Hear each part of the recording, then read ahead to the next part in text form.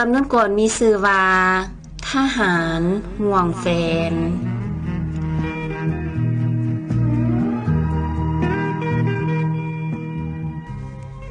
เนมเห็นจันแจ่มฟ้าดาราสองสดใส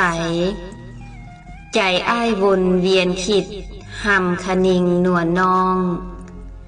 สาวสุมปองนางลาบุพผาบานเบยกินใจทวินห่วงน้องยามไก่บ้านห่างหนีตัวไก่ใจคิดฮอดน้องโยศสง่าคนงามใจทหารหวนหักห่วงหาถูกแรงเศร้าจำจากจรไก่เจ้าเพาะภาระนาทีชายชาติหนุ่มเนนต้องปกป้องแผ่นดินน้องผู้เนาอยู่พุ่นให้ล้อมรอฝึกฝนทำตนเป็นคนดีแก่สังคมเมืองบ้านไปโบนานสิคืนคงหวนกับฐานขินเวียกงานพันธะสินสิคืนบ้านบอนเดิมย้ำเหมือศาสตร์เฮียกเอินป้องกันดานสายเดนพื้นเพนดินปิตุภูมิอยู่สงบคงมั่นสายสกันอาสาสู้สัตตุมารล่ำลวงเพื่อป่วงสนพี่น้องเมืองบ้านอยู่กระเสริมให้น้องคอยท่าอายยะเนงนายสิงสังพันทหารอยู่สายเดนซาดมอบหมายวางให้น้ำใจสายทหารกล้าต้องบุกบืนผ่านพา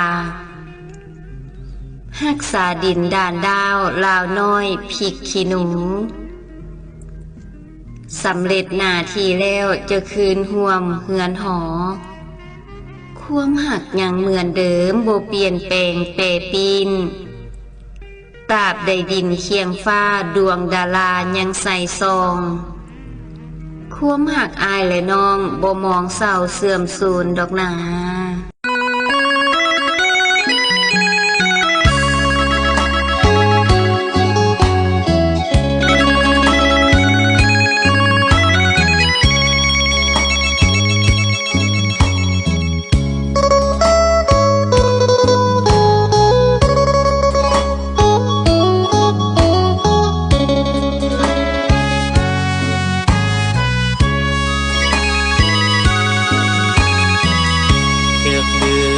คืนยืนเฮ็ดหน้า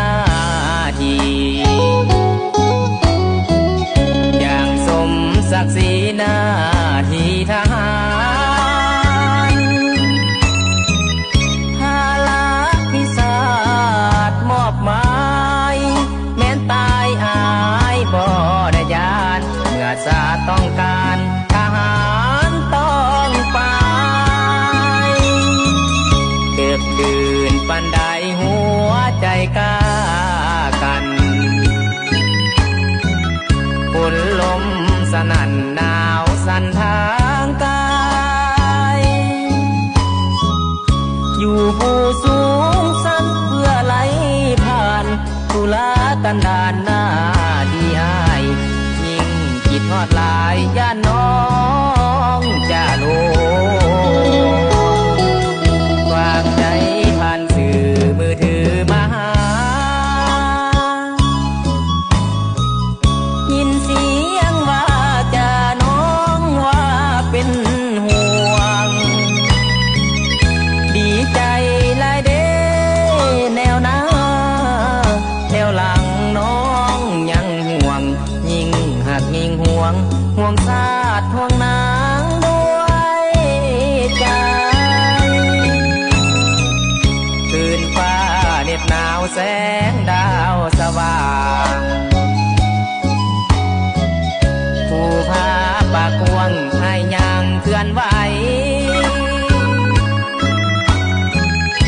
วันใดหมดสิ้นปุ่งมันทหารจะกลับไปที่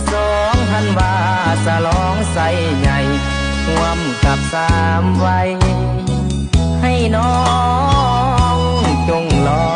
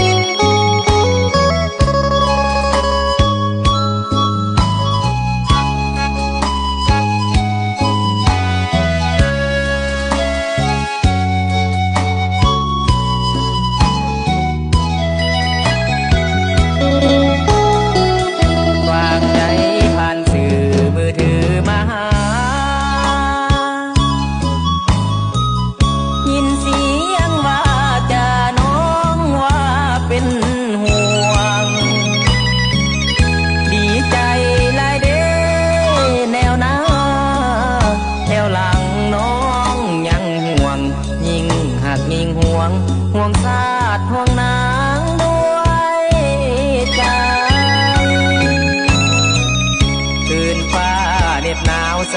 งดาวสว่างผู้พาปากวงให้ย่างเคลื่อนไหววันใดหมดสิ้นพุงมันทหารจะกลับไปที่2,000 วาฉลองใส่ใหญ่ร่วมกับ3 วัยให้น้อง